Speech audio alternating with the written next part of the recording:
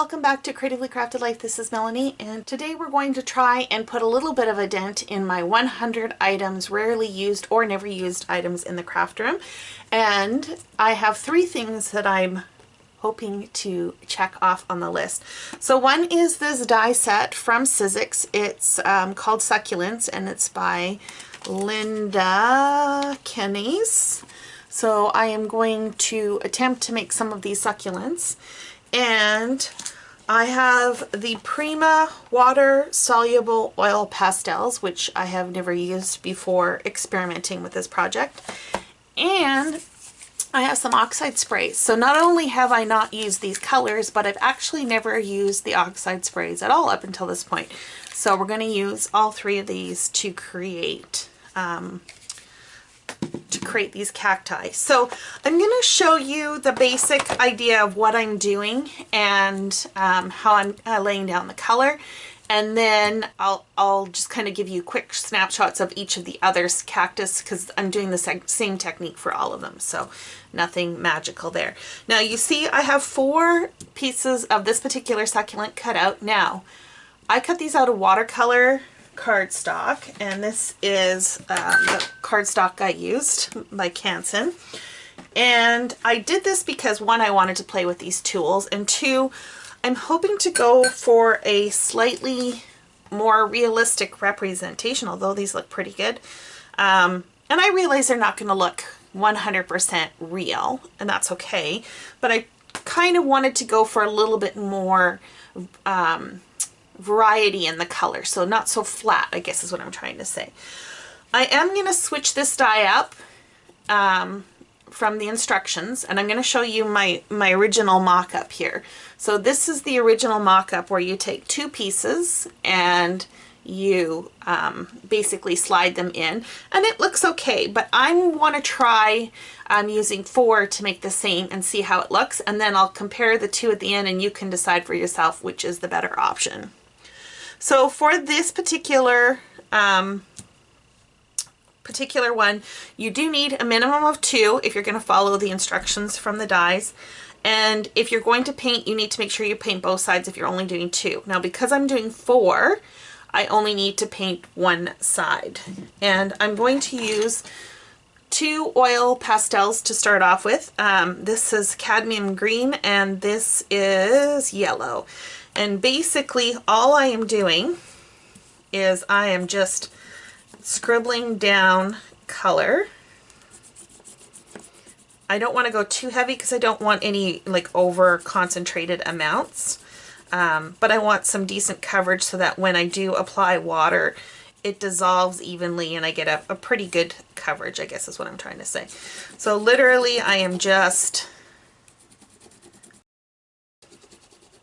rubbing this against here. Now if you're going to go this route with the 4, you do need to make sure you cut 2 one way and 2, like flip the cardstock over, so the watercolor cardstock over, and cut 2 the opposite way so that you have the same texture on all 4 sides when you're done, because when you go and affix these together, that's going to be important. Now the die for this one, they give you 2 little slits, one at the top and one at the bottom, and then a point midway where you know, so you know where to cut to.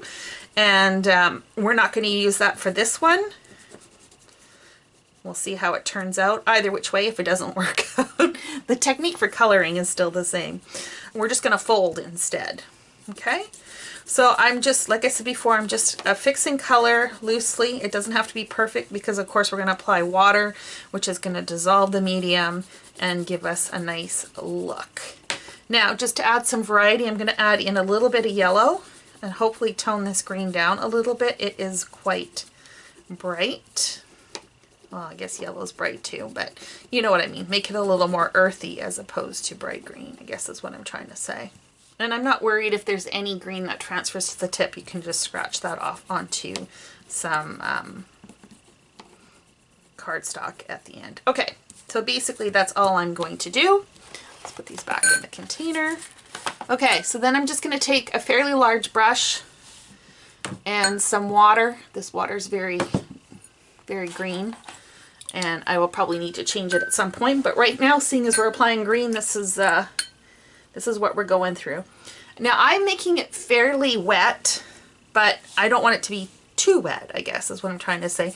But I want enough water on here that when I kind of scrub this along the edge, it dissolves the medium. And I'm working on my Ranger non-stick mat for easy cleanup. Okay, and that's literally all I'm doing. If you want to kind of spread it out a little bit, you can change directions, but that is basically it. So let me speed up through the rest of these, and I will be back to show you the next steps.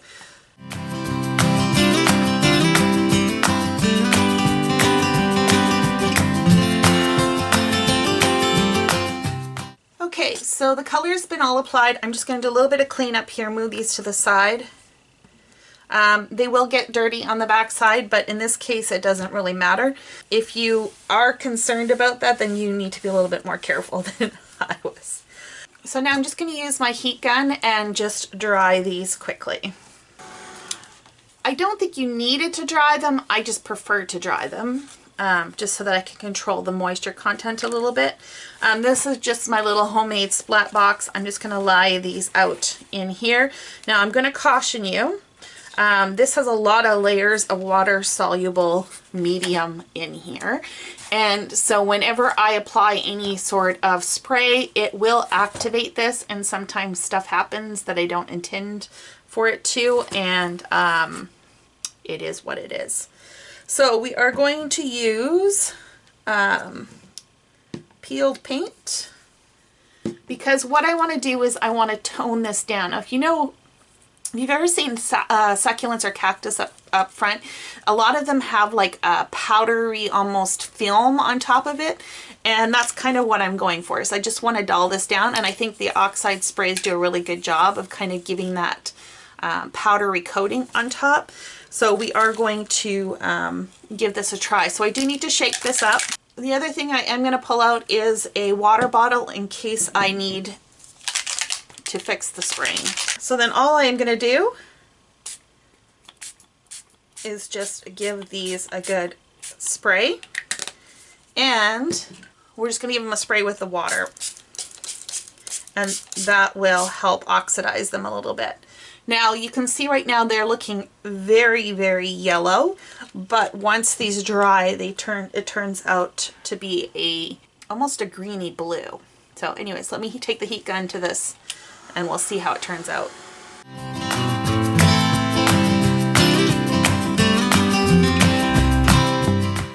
Okay, they're mostly dry, but I want to take them out of the box and finish drying them. Of course, you could let them air dry if you wanted to. Okay, I think that feels pretty good. So what I'm going to do now is I am going to fold these in half, and I'm going to use my little scoring tool here. And basically what I want to do is fold them where that notch was and on either end. Now, like I said, this is not scored, so maybe we should pull out a scoreboard. So just remember, this is not the intended functionality of these dies. You're only supposed to use 2, but you know, why not switch things up, right? So I'm just lining up the notch. I don't know if you can see that, the notch at the top and the notch at the bottom with one of the grooves. And we're going to do that for all 4 pieces. Okay, so we do want to fold them in, and I am going to use my bone folder to give that a good crease. Okay, I'm going to do that to all 4 pieces. Okay, now we need to do a little bit of a matchup. So these 2 here are going to be glued together like so. Okay, and then we want to glue these together like so. Now, I think they recommend using a glue gun. I don't know about you, but I always burn my fingers when I use a glue gun. So I'm going to use some Scotch Create Tacky Glue or Quick Dry or whatever it's called now. I don't know. I put it in a fine line bottle, and that seems to work pretty good. Now, there are some cutouts on here for the little spines. I don't want to put any glue on there because I'm hoping I can align these and pop them out. So I'm just going to go around those bits. That will do the trick. And then we're going to align this. And this does dry fairly quick, which is good. If you have any clips, you know, you could use those to hold this in place while you glue the next. So if you're going to go this route, you need to make sure you glue the same two sides together. So I glued these two, that's a no-no. You want to glue these two. So in this case, I started with the big fat ones. I need to finish with the big fat ones. If I had started by gluing the two thin ones, you would glue the two thin ones, just so you know. Now, fortunately, I caught it before the glue had completely set, so I was able to rip them apart. Okay, so that disaster has been averted. We'll just make sure that this is affixed. And then the next step will be to glue the two pieces together. Okay, so just remember, it's really important that they be exactly the same. You can't glue different sides together or it's not going to work. Okay, so let's add some glue. Now the nice thing about this stamp set is that you don't actually have to make them three-dimensional. You could just use the succulents as a flat item and they would look quite cute on a card. Okay, and we'll let this dry and I'll come back and show you how this one compares to the original. The next one we're going to make is this one here. This one's pretty cute. I like how this one turned out. So you are going to need all of these pieces, and there's a lot of them. Again, you only need to do one side, but you want to make sure that you are doing the right side. So these ones, I don't know if you can see, they have a score down the middle. So wherever that score line is, you want that to be face up because that's the side we're going to paint. And it also comes with these pieces here, which are the little spikes. So we do want to have those. And those ones you have to paint on both sides. So the spikes are both the little base of the cactus. You only need to do one side. And then I have two of these little ones to make the flower, and that you're going to want to do both sides. Okay, so let's start with these big pieces and kind of getting all the green out of the way. So for these ones, I used olive, cobalt green, and cadmium green for these, and then just olive for the spikes. And then for the flowers, we're actually just going to use Oxide Sprays for that. That's it. Oxide Sprays that I used for the base is going to be old paper. Okay. And for the flowers, I used worn lipstick. And I opted not to spray the spikes because the spikes tend to be a little bit shinier. This is matte watercolor cardstock, so it's not going to be shinier, but I didn't necessarily want that film to cover it, but you could if you wanted to. The other thing you could do is you could just use the Oxide Sprays all together and just spray these. You don't actually have to use the Oil Pastels, but I do like the undercoating that it gives. So you play with it and see what you like. Technique's exactly the same. I just take one color and just kind of scribble it on like so. Okay, now time for the next color. And as you can see, I'm just being really haphazard. I am not being careful at all. And these are pretty good for dissolving. Like I always worry about these water-soluble products that they're going to leave like hard or harsh lines. But I think the fact that I'm just being very light with this and not like pressing hard, I think helps. Okay, and then the last color.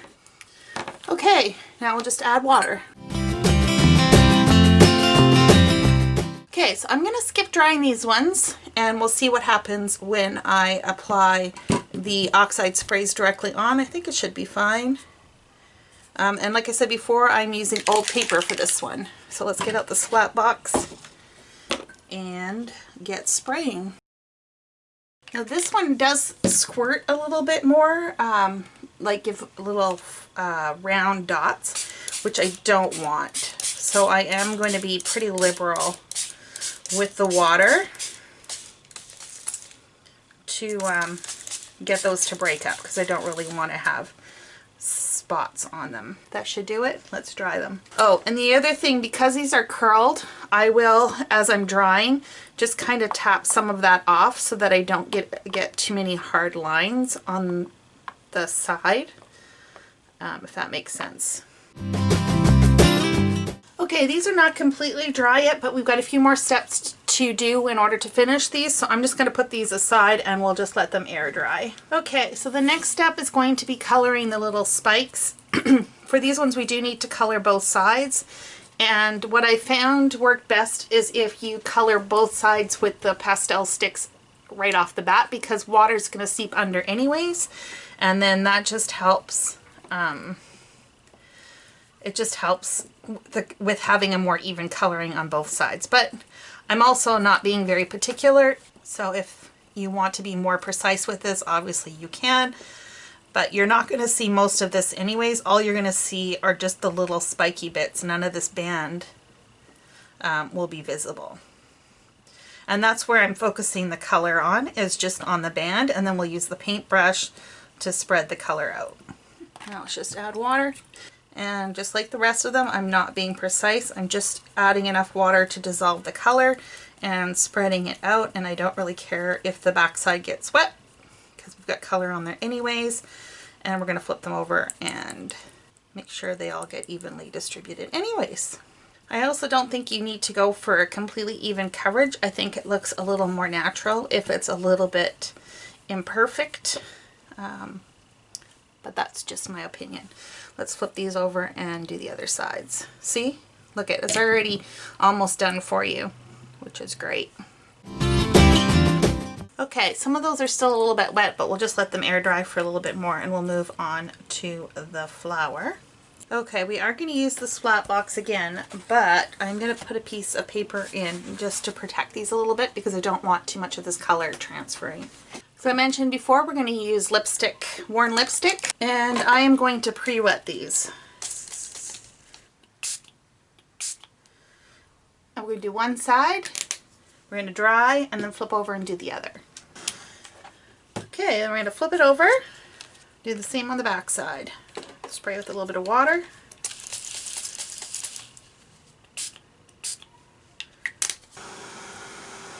So I got some fun texture on the one side and a little bit more flat on the other. So now comes the fun part, is assembling these. So we're going to take all the green pieces and we are going to fold them in half and use the bone folder to make the creases nice and crisp. Okay, so once you have them all scored, I like to stack them all in the same direction so that hopefully I will not make any mistakes when I do the next part. And the next part is gluing on the spines.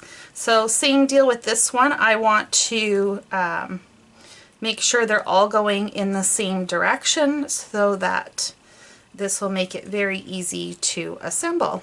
Okay, so now what we want to do is we want to take one of the green pieces, and on the back side we are going to affix or glue the spikes down, and you'll see that this curve here aligns with the curve. So from what I could tell anyways, you don't want anything to show but the spikes. So it's going to be something like this. Now it may look like this hangs over the edge. You don't want that because this is going to go into your base. So you just want to make sure you move that up and follow the curve and glue that down. So what I found the easiest to do was, again, to take my Scotch Quick Dry, and basically all I did was just put a bead of glue along that edge, and then I just kind of guessed where it should go and then just manipulated it until it aligned where I wanted it to. And you want to do this for all 10 pieces. All 10 the same side. So we're doing it on the right hand side because of the way I have this set. And make sure you give this a good press. If you're worried about it adhering, you can always add a weight or something like that while you're gluing the rest of them. Okay, let me speed up through this because I'm sure it's not the most fascinating to watch me glue. Okay, so once you've got them all glued, now it's a time to glue them together. So I found I glued them in patches of 2 and then basically glued the next 2 sets of 2 together until the entire thing was done. So I will show you what I mean by gluing 2 together. So I just put a bead of glue around the perimeter, and then I've been folding them in half and then just butting them up like right next to each other so that they're aligned, and then pressing down, and that seems to do a pretty good job of affixing them. And if you want to use those clips again, you can definitely do so to hold these in place. Or what I've been doing too is just fold them in half and then stick something heavy on. And then I would just move on to the next 2. And then move on and just continue through until all the sets are done.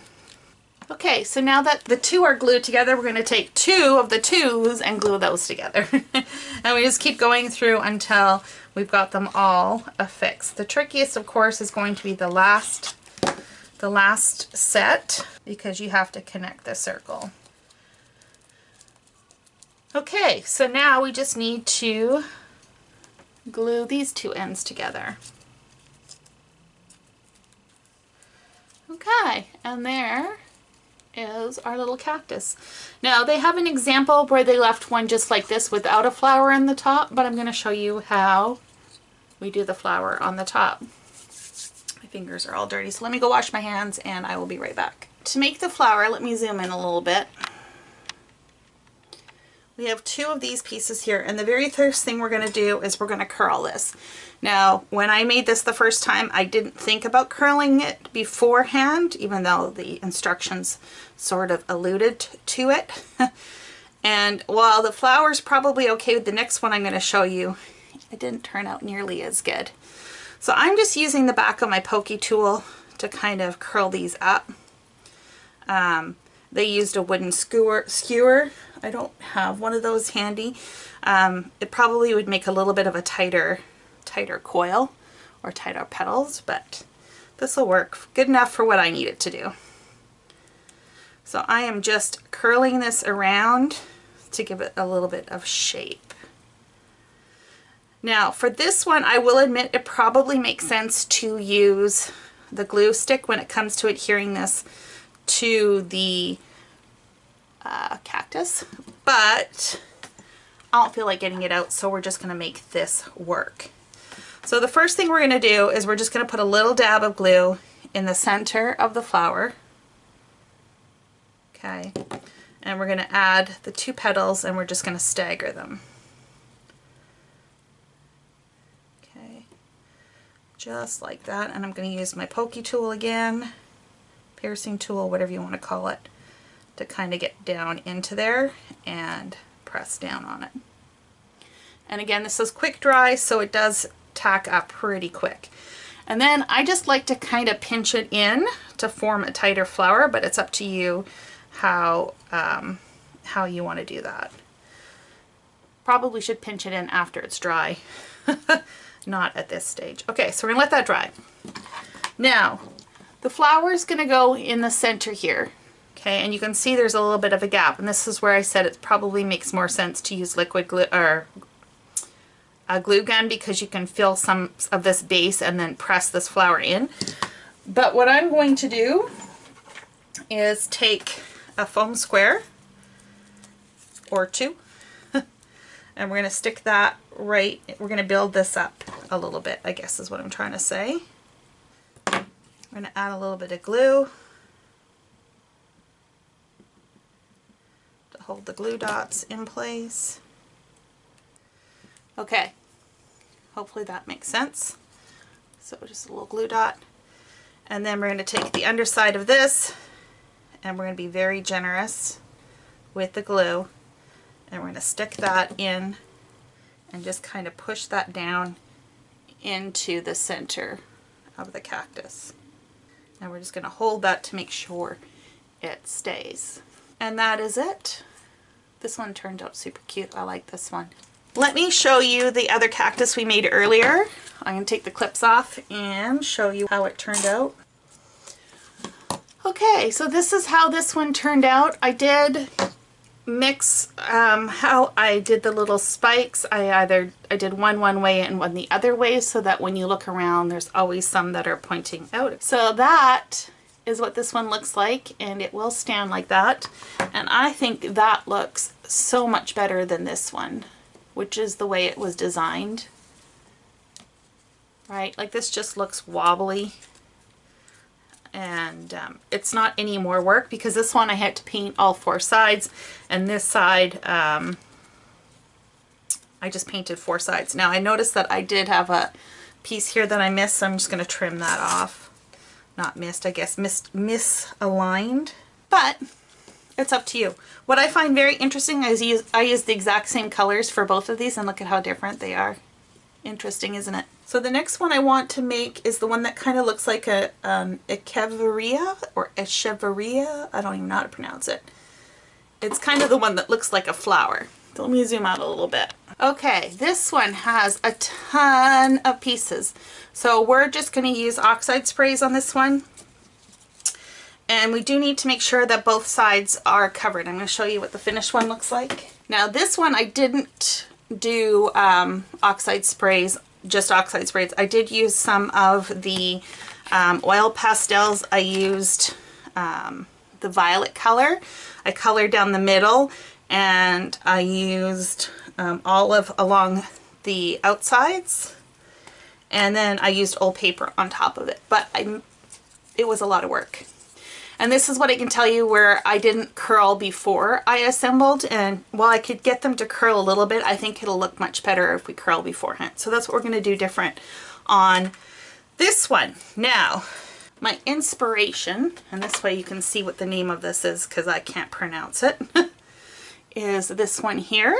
And you'll see the interior are quite purple with a little bit of the green on the outside, and it gets more green as it goes down. So what I'm thinking we can do is these small pieces, which are going to be on the inside, we're going to use this Victorian velvet. And then these bigger pieces here, we are going to use old paper.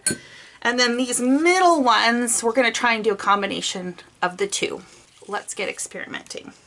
Okay, so I think I am going to spray these with water first. And it doesn't bother me if I get a little bit of the green that's already in the box for these, because we're just spraying it with green. And the reason why I chose old paper, I don't know if you can see the color on my swatch here. It kind of has a bluey undertone anyways. So with the blue and the purple, I think it might turn out kind of cool. But we'll see. I have a lot of water on here, so I may need to spray some more spray, because it seems to be whiting these out. Ooh, I kind of like that. That kind of turned out cool when it flopped over, so let's try that on another one. I have so many colors in this box. I have no idea what this is, but it's probably like some sort of brown or something. Some of them have shimmer too, so it's like these could end up sparkling. It's being sparkly. I don't know, is that the right word?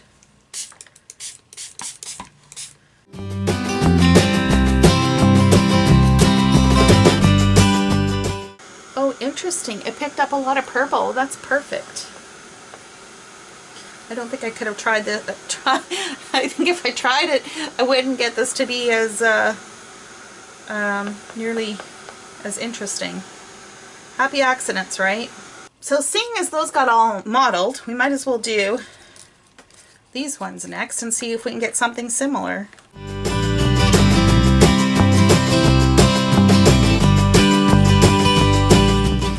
Okay, before these completely dry, I'm gonna splash a little bit of Victorian velvet on them.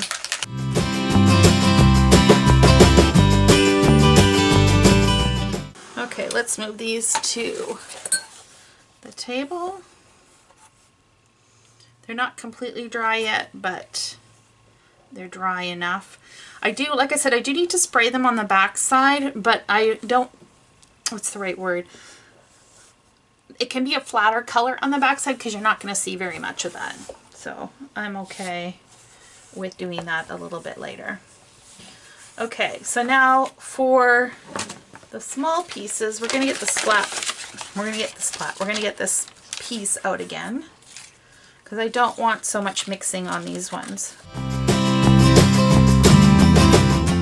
Okay, I do think I want a little bit of green in here because this is looking a little flat. So let's see if we can maybe just like on the tips or something.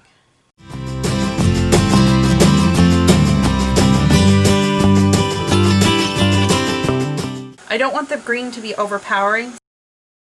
Okay, so these are the bottom layers and the middle layers, and the middle's not too bad, but it's coming out a little more yellow, which is what's happening with the old paper. The color splitting between yellow and blue, and the blue is working great with the Victorian Velvet to give me that purpley color, but I'm losing the green aspect of it. So I think I'm going to just spray these with some bundled sage just to green them up a little bit. So again, I'm just going to, we'll see if that does the trick.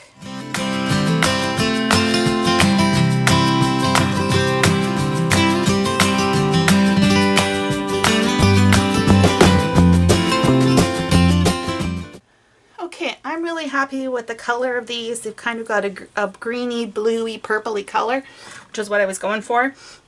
So I'm going to take my paper piercer again, and I'm going to curl all of these. So I'm just going to take like the individual ones, and I'm just going to wrap and try and get them to curl as much as possible and sort them by type. So all of these individual leaves will go in one pile, and all of these larger pieces will go in another one, and then the small pieces, okay? And then when I get that all done, I will be back and I'll show you how I'm going to stick this together. Okay, so we're going to use the same Scotch Quick Dry for this one as well. I've got them all somewhat curled. These do have holes in them, and I think from based on the picture diagram, this is supposed to help you glue them together. And you can basically use your a skewer or your little your paper piercer to kind of lay them all on top of each other and basically wait until the glue sets. So I'm just going to poke those out, and then we will get started. Now for the small ones, I did 3 really tightly coiled or curled, and then the rest not so much. So I'm going to use these ones right in the very middle.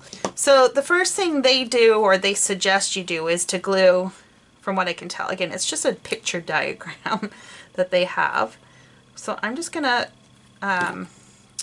glue 2 of these opposite each other. And I'm going to do that with all of these. So while those are drying, I will glue the rest of them. And I'm just aligning the holes so that we'll be able to fix them or stack them later on, I guess is what I'm trying to say. So I have 7 of these larger pieces, but so of course they're not going to glue perfectly in sets of 2. So I think what we'll do is we'll just glue the ones we can, and then we'll just add the last one at the end. We'll use the skewer, and this is going to, the paper piercer, this is going to get glue on it. So if you are worried about that, then I would suggest you not use that and find something else, a toothpick maybe, or some wooden skewer that you have that would work better. And to be honest, I think this is just going to work better at this stage to just align them with your fingers, because you can apply pressure. Maybe if you're using a glue gun it would be a different story, but now in the diagram these are not nearly as curled as this, so I'm just going to flatten it out a little bit. And then I have 1 individual one left, and I'm just going to glue that on somewhere here. Okay, let's just give that a few seconds. Like I said, this is quick dry. It does dry pretty quick. So the next step is to affix the middle layers. And I think I'm just going to keep doing the same without adding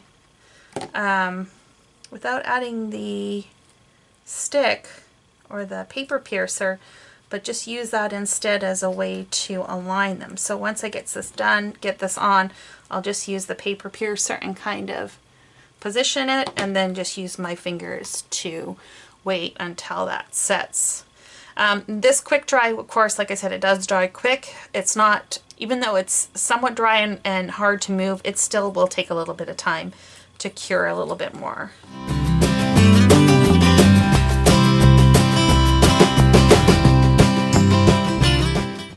Now, I believe at any point you can stop if you think you have enough so that you can get different sizes. You just may want to graduate these up to the smaller, like from large to small, faster than what I'm doing.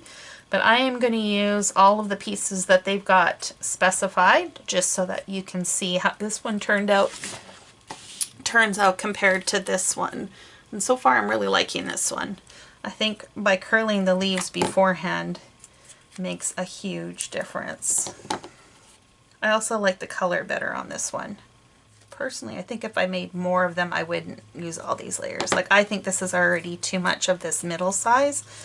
I probably would do 2 layers of this the big leaves, and then maybe 3-4 layers of the middle size. I think that's probably plenty. If you have this die set and have done something similar, what's your optimal size? So I think I'm going to hold these ones off. I changed my mind. I don't think I want to make this one as big as the other one. So now let's go to the middle pieces. The other thing you could do, I was just thinking about this, and maybe I'm going to do this just to give it a little bit more stability, is let me just cut out a circle from some cardstock and glue that on the bottom. I think that's going to help give it a better base. I'll be right back. Okay, I just cut a 1-inch circle from some scrap cardstock that I was going to recycle, and I'm just going to glue that down on the bottom, and I think that's going to help give this a little bit more stability. Okay, let's try the next level. These were the itty bitties, so those are going to go in the middle. Now this one, it's just an X in the center. It's not an actual circle, so it's going to be a little bit tricky to align that. But the other thing with now having put the base on, this doesn't go all the way through, but that's okay. I can still align it. So I've got, what do we got?